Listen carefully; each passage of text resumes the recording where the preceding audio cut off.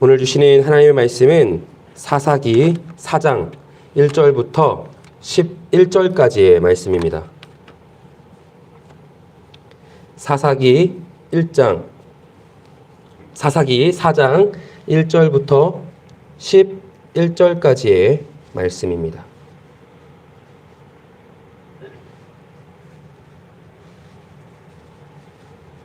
구약성경 366쪽에 있습니다.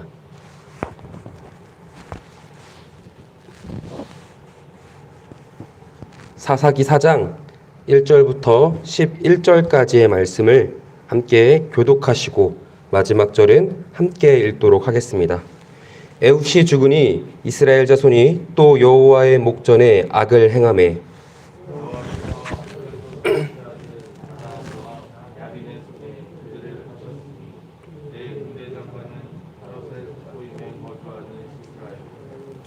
야빈 왕은 철병거 900대가 있어 20년 동안 이스라엘 자손을 심히 학대했으므로 이스라엘 자손이 여호와께 부르짖었더라.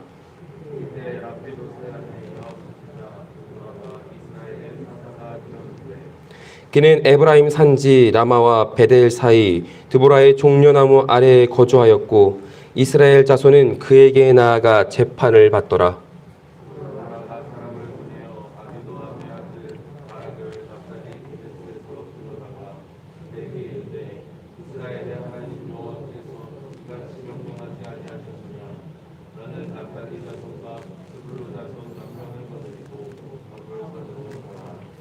내가 야빈의 군대 장관 시스라와 그의 병거들과 그의 무리를 기손강으로 이끌어 내게 이르게 하고 그를 내 손에 넘겨주리라 하셨느니라.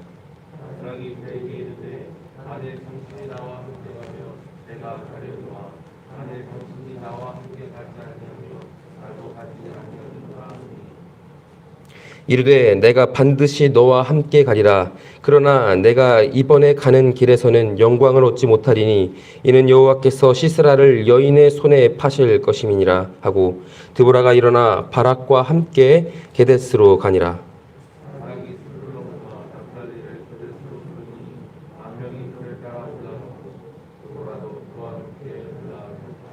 모세의 장인 호밥의 자손 중 겐 사람 헤벨이 떠나 게데스 가까운 사하나님 상수리 나무 곁에 이르러 장막을 쳤더라.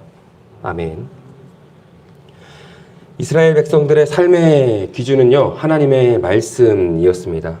그것은 그들이 출애굽했을 때, 광야에서 40년의 시간을 보냈을 때, 가나안 땅에서 정복 전쟁을 이어가는 내내 언제나 그들에게 주어진 변함없는 사실이었죠.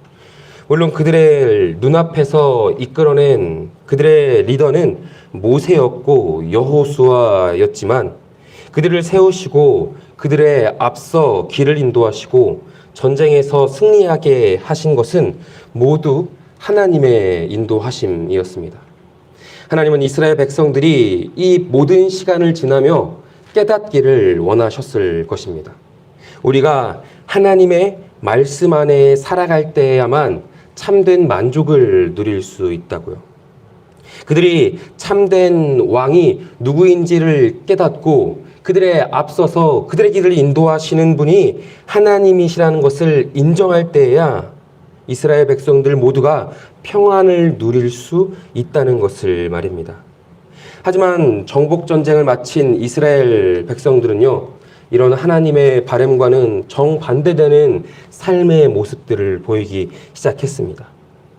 사사기 2장의 말씀을 보면은 여호수아가 죽자 이스라엘 자손들은 하나님께서 그들을 위해 하신 일을 잊기 시작했다고 기록하고 있고요.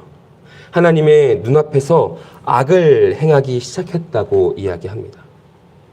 그로 인한 이스라엘의 결과는요, 하나님의 진노를 사게 되었다는 것이고요. 결국 하나님의 진노 앞에 그들은 부르짖게 되고 하나님은 다시 한번 그들을 회복시켜 주십니다. 사사기는 이러한 이스라엘 백성들의 연약함, 반복되는 어리석음을 이야기하면서요, 한 가지 질문을 던집니다. 과연 우리의 구원자 되신 우리의 삶을 인도하시는 왕은 누구인가? 라는 질문 말이죠. 오늘 함께 살펴본 사사기 4장의 말씀 또한 그렇습니다. 사사기 4장 1절의 말씀은 에훗이 죽은 뒤에 이스라엘 자손들이 다시 주님께서 보시기에 주님의 앞에서 악한 일을 저질렀다고 이야기합니다. 하나님은 그들에게 구원의 손길을 사사들을 통해 베푸셨음에도 불구하고 백성들은 여지없이 그들의 죄를 반복하기 시작했다는 것이죠. 그리고 그 결과는요, 오늘 말씀을 보면은 매우 처참했습니다. 하나님께서 처음 이스라엘을 치셨을 때는요, 8년 동안 메소보다미아의 왕을 섬기게 하셨습니다. 그 뒤에 모압 왕 에글론을 18년 동안 섬겨야 했고요. 그런데 이번에는요, 20년 동안이나 가나안 왕 야빈에 의해 고통을 받고 있습니다. 그들이 야빈 왕의 손에 의해 고통을 받았던 이유가 있습니다. 바로 그가 가진 철 병거가 900대나 있었기 때문이죠. 이스라엘 백성들은 생각했을 것입니다. 그가 가진 900대의 철 병거는 우리의 힘으로서는, 우리의 능력으로서는 도저히 이겨낼 수 없는 것이라고, 도저히 감당해낼 수 없는 것이라고 말이죠.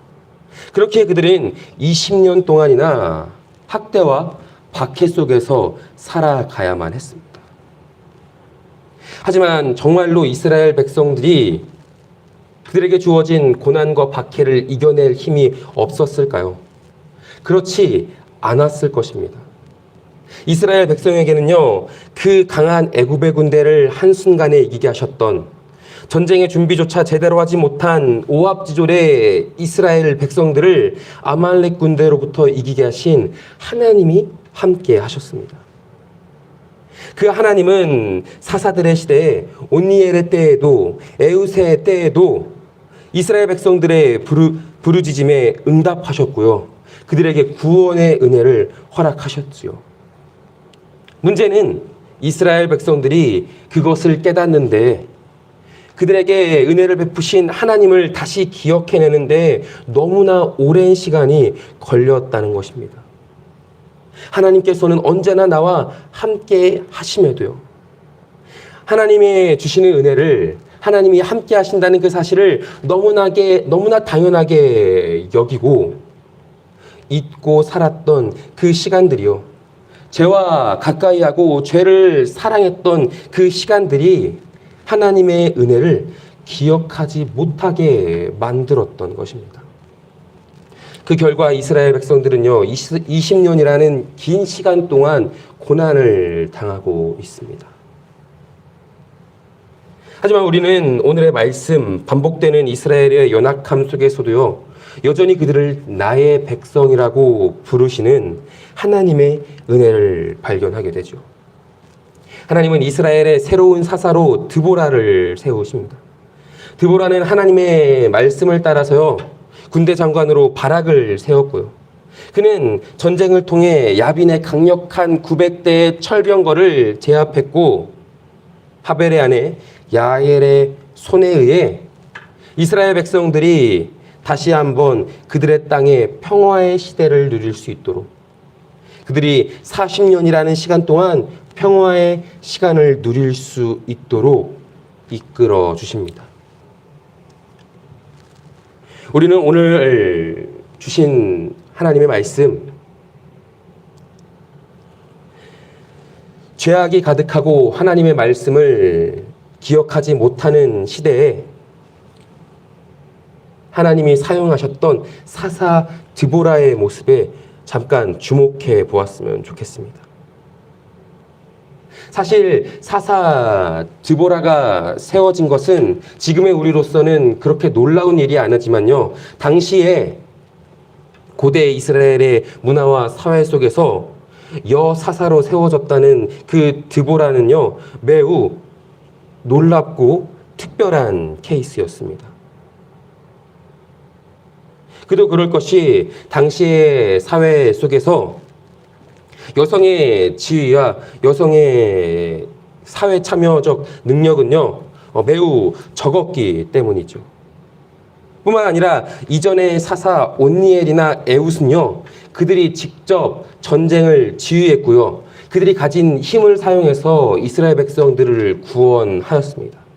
하지만 드보라는 자신의 백성의 원수를 그의 힘과 그가 가진 능력으로 직접 죽이는 것이 아니라 사람을 세워 그의 손에 의해 전쟁의 승리를 거머쥐도록 합니다. 우리는요, 오늘 사사 드보라의 모습을 통해 발견할 수 있는 사실이 하나 있습니다. 하나님의 구원의 은혜, 하나님의 일하심에는요, 사람의 어떠한 모습이나 능력에 그것이 좌우되지 않는다는 것입니다. 하나님은 하나님의 때에 하나님의 방법으로 그 문제를 해결할 지혜와 능력, 성령 충만을 허락하신다는 것이죠. 그리고 우리가 한 가지 더 발견할 수 있는 것, 그것은 하나님의 부르심을 받은 드보라의 믿음입니다.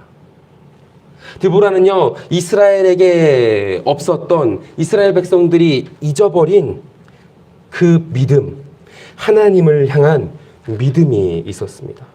오늘의 말씀 5절과 6절입니다. 그는 에브라임 산지 라마와 베델 사이 드보라의 종려나무 아래에 거주하였고 이스라엘 자손은 그에게 나아가 재판을 받더라.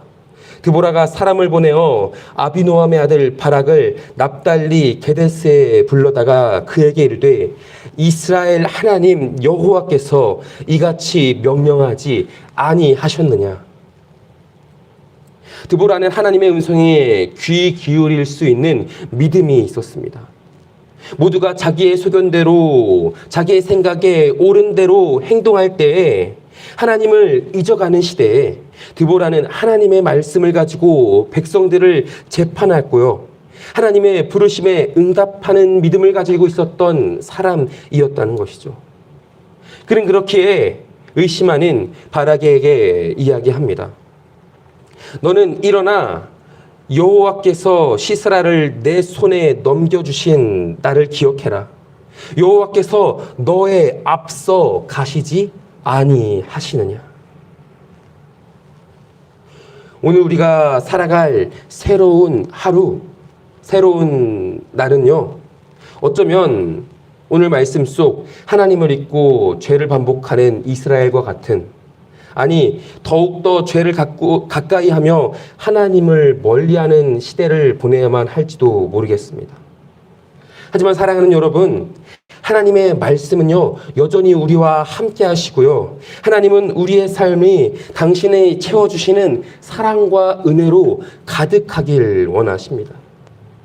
그렇게 오늘 우리에게 필요한 결단, 오늘 우리가 살아가야 될 믿음의 모습은요, 사사 드보라와 같이 하나님의 음성에 귀 기울이며 하나님을 의지할 수 있는 믿음일 것입니다. 우리의 앞서 가시는 하나님을 신뢰하며 고백하는 믿음의 소리일 것입니다. 우리의 그 믿음을 통해 하나님은요, 우리의 삶에 역사하실 거고요, 이스라엘을 구원하셨던 것처럼 사사 드보라를 들어 사용하셨던 것처럼 우리에게 세상이 줄 수 없는 지혜와 능력을 허락해 주실 줄 믿습니다. 이스라엘 구원하셨던 오늘 그 하나님, 사사 드보라에 의해 임하셨던 그 하나님의 은혜가 우리를 통해 다시 한번 임하여 질 수 있기를 주님의 이름으로 소원합니다. 그리고 그 은혜가 우리의 주변, 우리의 이웃, 우리의 세상을 바꿔갈 수 있기를, 그 변화의 주역이 오늘 내가 될 수 있기를 간절히 소원합니다. 기도하겠습니다. 반복되는 이스라엘의 연약함이 오늘 우리의 모습이 아닌지 깊이 고민해 봅니다. 여전히 그 자리에서 우리를 향한 말씀이 있음에도 교만과 탐심, 우리의 소견에 옳은 대로 행하며 하나님을 기억하지 못했다면 주님, 우리의 연약함을 회개하오니 긍휼히 여기시고 용서하여 주옵소서. 그럼에도 우리를 여전히 사랑한다 하시며 구원의 손길을 내미시는 주님, 하나님을 향한 우리의 마음이 흔들리지 않길 원합니다. 주님, 거친 파도 날 향해 와도 주와 함께 날아오르리. 그 찬양의 가사가 우리의 믿음의 고백이 되어지게 하여 주시고, 우리가 흔들리지 않도록 붙잡아 주시며, 우리가 살아가는 모든 삶의 자리, 모든 일들 가운데 앞서 행하시는 하나님을 바라볼 수 있는 우리가 되도록 함께하여 주옵소서. 우리의 형통함이, 우리의 평안이 오직 하나님께로부터 옴을 믿음을 다해, 마음을 다해 고백하게 하시고, 우리를 통해 세상 모든 사람들이 하나님을 알아 찬양할 수 있도록 우리를 사용하여 주옵소서. 이 시간 우리의 마음을 온전히 쏟아놓길 원합니다.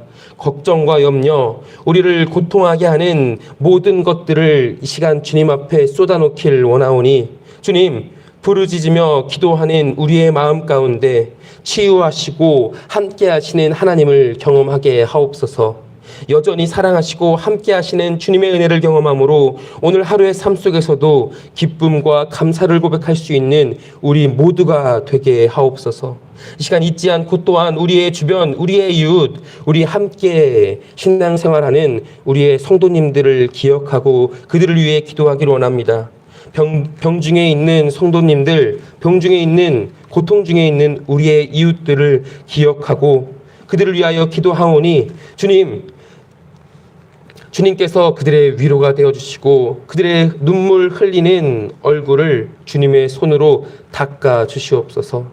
예수 그리스도의 이름으로 기도드립니다. 아멘. 하늘에 계신 우리 아버지여, 이름이 거룩히 여김을 받으시오며 나라가 임하시오며 뜻이 하늘에서 이루어진 것 같이 땅에서도 이루어지이다.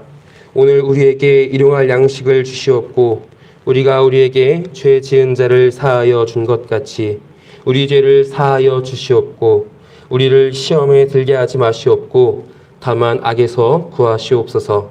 나라와 권세와 영광이 아버지께 영원히 있사옵나이다. 아멘.